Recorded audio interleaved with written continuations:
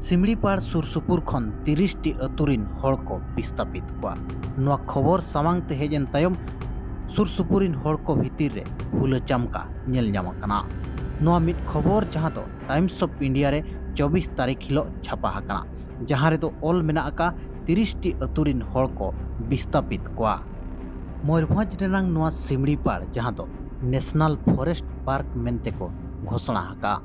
इना तायम खान गे ओना सिमड़ीपाड़ forest range भितिरिन हड़ को बै बै तेको विस्थापित अगुएत कोआ, जहां दो ठीक सही नितोंग भुर बांग को थोयथान आकात कोआ। नोंकारे आरहों 30 टी अतुरिन हड़ को विस्थापित कोआ मेनदो आदिवासी को लगित मिट मारांग चिंता रेनांग कथा कना। आदिवासी को लेताड़ गे ओकारे दो डैम ᱧᱩᱛᱩᱢ ते, ओकारे दो चेट्रा तरुब हाथी को ताहेना ᱧᱩᱛᱩᱢ ते, ओकारे दो प्लांट ᱧᱩᱛᱩᱢ ते लगातार को विस्थापित अगु आकात कोआ।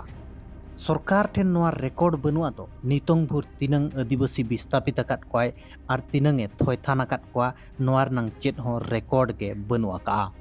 नोआ खबर को निनंग गे बड़ायोग कना दो सिमड़ीपाड़ रेनांग उत्तर दिगरिन आर सिमड़ीपाड़ तला तला रे मेना आकात अतु को विस्थापित कोआ को। ओका ओका अतु को विस्थापित कोआ ओना ठौका सही बाय ओला कना। पतब पुथी रे इंटरेस्टम दोहयत खान नेस साहित्य एकाडेमी सिरफाय ᱧᱟᱢ आकात पतब पढ़ाव में सेचेत सावता रेन आंधा मनमी। नेस साहित्य एकाडेमी सिरफाय ᱧᱟᱢᱮᱫ ओनोलिया महेश्वर सोरेना सेचेत सावता रेन आंधा मनमी सावते काराम बिनती मोणे को धरम दरबार सिकारिया लेकान ᱧᱩᱛᱩᱢᱟᱱ पतब को पढ़ाव सनायत मेखा डिस्प्ले रे ñᱮᱞᱚᱜ ᱠᱟᱱ नंबर रे कॉन्टैक्ट कातेत बहिम हताव दाड़िया आरेम पढ़ाव दाड़िया।